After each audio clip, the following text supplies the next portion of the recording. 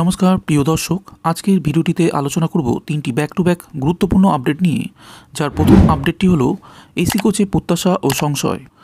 আগামী মাসের মাঝামাঝি সময় থেকে শিয়ালদা থেকে রানাঘাট লাইনে লোকাল ট্রেনে কিছু এয়ার কন্ডিশন কোচ থাকবে বলে জানিয়েছে পূর্ব রেল। নিঃসন্দেহে এটি একটি ভালো খবর। কলকাতার প্রথম মেট্রো রেলের সবকটি কামরাই এখন বাতানুকূল। পূর্ব পশ্চিম মেট্রো পরিষেবা শুরু থেকেই সব কোচ এয়ার কন্ডিশন। কলকাতায় সরকারি থেকে বেসরকারি মিলিয়ে বেশ কিছু এয়ার কন্ডিশন বাস চলে।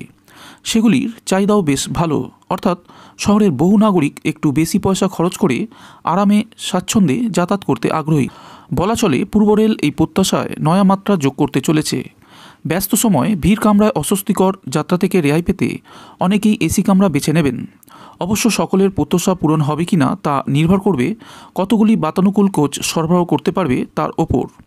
কিছু মানুষ নিশ্চয়ই প্রত্যাশা করেন সব কামরাই এসি হোক, কিন্তু ভাবনা প্রত্যাশার স্বাধীনতা নিয়ে প্রশ্নে তোলা চলে না। তবু জনস্বার্থে কিছু প্রশ্নের অবতারণা জরুরি। যেমন এসি কোচগুলিতে ভ্রমণের জন্য টিকিটের যে দাম ধার্য করা হয়েছে তা অনেকেরই সাধ্যের বাইরে। লোকাল ট্রেনে রেল 65% ভর্তুকি দেয়। প্রতিটি টিকিটের পেছনে রেলের এই সংক্রান্ত ঘোষণা লেখা থাকে। তারপরও যে ভাড়া গুনতে হয় তা অনেকেরই সাধ্যের বাইরে। 10 থেকে 5 কিলোমিটার পথ যেতে ট্রেনের কোনো বিকল্প নেই। ফলে গরিব থেকে মধ্যবিত্তের কাছে পথে ঘাটে ট্রেনই পরম বন্ধু। এই শ্রেণীর যাত্রীদের কথা বিবেচনা রেখে লোকাল ট্রেনে এসি কামরার সংখ্যা নির্ধারণ করা জরুরি। বেশিরভাগ কোচ নন এসি থাকাই তাই বাঞ্ছনীয়। আরও একটি অস্বস্তিকর বিষয় এই অবকাশে আলোচনা করা জরুরি। ভারতীয় রেল তাদের মোটো বা লক্ষ্য হিসাবে 3টি বিষয় উল্লেখ করে। সেগুলি হলো সময়ানুবর্তিতা, সুরক্ষা ও স্বাচ্ছন্দ্য। এর মধ্যে সময়ানুবর্তিতার সঙ্গে স্বাচ্ছন্দ্য অঙ্গাঙ্গিভাবে যুক্ত। ট্রেন যদি সময়ে গন্তব্যে না পৌঁছায় তাহলে বিলম্বের পাশাপাশি স্বাচ্ছন্দ্য মাটি হয়ে যায়। সব কামরা এসি হলেও রেল চলাচলে লেটলতিফ সংস্কৃতি দূর না হলে স্বাচ্ছন্দ্য বলে কিছু থাকবে না।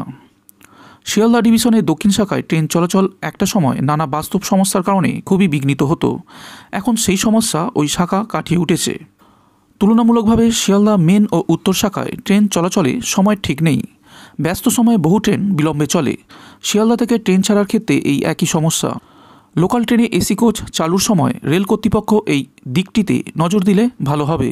বন্ধুরা, আজকের ভিডিওর দ্বিতীয় আপডেটটি হলো বিমানের বিজনেস ক্লাসকে হেলায় হারাবে বন্দে ভারত। শুরু হচ্ছে নতুন পাইলট প্রকল্প, মিলবে দুর্দান্ত পরিষেবা। বর্তমান সময়ে দেশের অন্যতম জনপ্রিয় ট্রেন হিসাবে বিবেচিত হচ্ছে বন্দে ভারত এক্সপ্রেস। এদিকে বন্দে ভারতের এই বিরাট সাফল্যকে প্রত্যক্ষ করে রেল গ্রহণ করছে নতুন নতুন পরিকল্পনাও। ঠিক সেই রেস বজায় রেখে এবার একটি গুরুত্বপূর্ণ খবর সামনে এসেছে। এই প্রসঙ্গে প্রাপ্ত তথ্য অনুযায়ী জানা গিয়েছে যে যাত্রীদের সুষ্ঠুভাবে পরিষেবা প্রদানের লক্ষ্যে এবং রেলযাত্রার অভিজ্ঞতাকে আরও ভালো করে তুলতে নয়া পাইলট প্রজেক্ট আনতে চলেছে রেল। এর পাশাপাশি বন্দে ভারতের 6টি রুটে এই প্রকল্প চালু হবে বলে জানা গিয়েছে। মূলত যাত্রী স্বাচ্ছন্দ্যের বিষয়টি মাথায় রেখে দক্ষিণ রেল জোনের 6টি রুটে এই প্রকল্প শুরু করার ভাবনাচিন্তা নিয়েছে, যেটির নাম দেওয়া হয়েছে যাত্রী সেবা অনুবন্ধ। চলুন জেনে নিই কোন কোন রুটে শুরু হবে এই বিশেষ পরিষেবা। রেল সূত্রে জানা গিয়েছে এই পরিষেবা পরীক্ষামূলকভাবে চেন্নাই থেকে তিরুনেলভেলি, চেন্নাই থেকে কোয়াম্বাটুর, তিরুবনন্তপুরম থেকে কাসারগড়, চেন্নাই থেকে মাইসুর সহ চেন্নাই বিজয়ওয়াড়া রুটে চালু করা হবে। তবে 5টি রুট নির্ধারিত হয়ে গেল, ষষ্ঠ কোন রুটে এই প্রকল্প চালু হবে সেই বিষয়টি এখনও ঠিক করা হয়নি। এদিকে এই নয়া প্রকল্পের মাধ্যমে যাত্রীরা পাবেন একাধিক সুবিধা। জানা গিয়েছে এবার বিমানের বিজনেস ক্লাসের মতোই যাত্রীরা ট্রেনে পাবেন এক্সক্লুসিভ মেনুর বিকল্প, যেখান থেকে তারা নিজেদের পছন্দ অনুযায়ী খাবার বেছে নিয়ে তা অর্ডার করতে পারবেন। পাশাপাশি থাকছে ঠান্ডা ও গরম পানীয়র বিকল্প। শুধু তাই নয়, এবার রেলের তরফে যাত্রীদের ভ্রমণের জন্য প্রয়োজনীয় সামগ্রী দেওয়া হবে। ঠিক যেমন আন্তর্জাতিক উড়ানের সময় বিমানে বড় বড় সংস্থা যে ধরনের কিট দিয়ে থাকে যাত্রীদের, এই বিষয়টাও সেই রকম হতে চলেছে। তাতে থাকে প্রসাধনী থেকে স্লিপার এবং গাউনও থাকে। তবে বন্দে ভারতের ক্ষেত্রে কী কী দেওয়া হবে তা বিস্তারভাবে জানা যায়নি। এছাড়াও এই প্রকল্পে বন্দে ভারতের যাত্রীরা স্টেশনে পৌঁছাতে এবং গন্তব্যে পৌঁছে রেলের তরফ থেকে ক্যাবের সুবিধাও পেয়ে যেতে পারে। উল্লেখ্য যে বিমানের মতোই বন্দে ভারতের ট্রেনের যাত্রীদের জন্য ইনফোটেনমেন্টের আয়োজন ছাড়াও বন্দে ভারত এক্সপ্রেসকে পরিষ্কার রাখার ওপরেও জোর দেওয়া হয়েছে। এই পাইলট প্রকল্পের অধীনে ট্রেনের প্রতিটি কামরার জন্য একজন করে প্রশিক্ষণপ্রাপ্ত হাউসকিপিং স্টাফ নিয়োগ করা হবে বলে জানা গিয়েছে। বন্ধুরা, আজকের ভিডিওর তৃতীয় বা সর্বশেষ আপডেটটি হলো ইস্ট ওয়েস্ট মেট্রোর কাজ পরিদর্শনে রেল বোর্ডের চেয়ারপারসন। ইস্ট ওয়েস্ট মেট্রো পরিদর্শনে আসেন রেল বোর্ডের চেয়ারপারসন তথা চিফ এক্সিকিউটিভ অফিসার রেখা ভার্মা সিনহা। মঙ্গলবার হাওড়া ময়দান থেকে এসপ্ল্যানেড পর্যন্ত মেট্রোর জিএম পি উদয় কুমারের সঙ্গে পরিদর্শন ছাড়েন দেশের প্রথম মহিলা রেল বোর্ডের প্রধান। প্রসঙ্গত, ইস্ট ওয়েস্ট মেট্রো প্রকল্পের কাজের শিলান্যাস হয়েছিল 2009 সালে। তারপর এই টানেল তৈরিতে ব্যয় হয়েছে 14 বছর।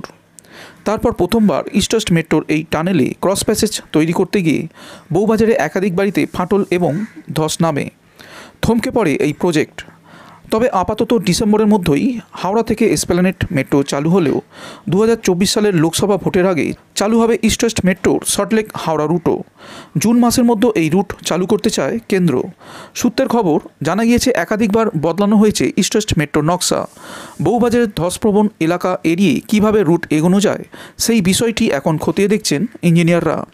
এরপরেই সল্টলেকের সঙ্গে হাওড়া রুট সংযুক্ত হওয়ার কাজেও জেগেছে আশা।